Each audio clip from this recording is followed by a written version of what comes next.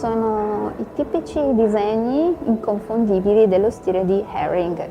Haring era un newyorkese, artista di strada, che anzi chiamiamolo il graffitaro dei tempi moderni. In realtà è diventato famoso e conosciuto perché aveva una visione molto particolare, che era quella di creare all'interno dei suoi disegni dei simbolismi legati a quella che lui vedeva essere la parte creativa che voleva che uscisse rispetto alla città di New York, che la vedeva sempre molto buia, oscura. E cosa faceva lui? Andava nei sotterranei della metropolitana e in muri decideva di ricoprire i disegni. Questi disegni tipici e un po' particolari perché racchiudono diversi esempi delle quattro energie, in particolar modo quella creativa, sessuale, tipica dei suoi disegni, che però sono mischiati anche ai simbolismi legati alla cultura del tempo, all'energia nucleare, a tutto quello che insomma faceva parte e di cui si parlava moltissimo.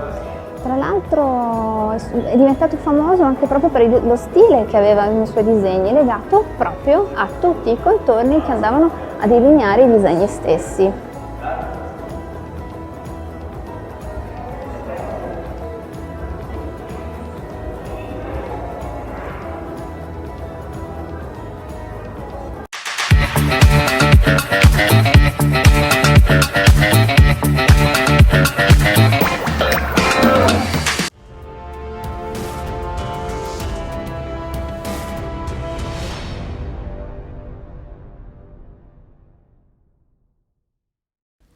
Ciao, sono Luna Stanford Marrone.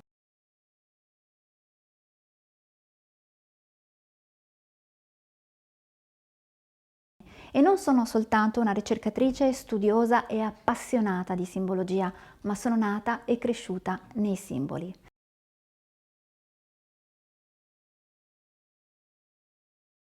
Sì, perché già i miei nonni erano appassionati ricercatori, studiosi, architetti, ingegneri. Sono cresciuta in un ambiente che ha fatto sì che io potessi vedere quelli che sono i significati nascosti nei simboli. Mi sono appassionata al loro significato che va oltre quello che noi vediamo.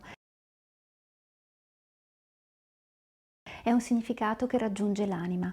Ho deciso così, per questo motivo, di farne una professione e di raccontarvi quello che c'è dietro ad ogni simbolo. Seguitemi sulle mie pagine.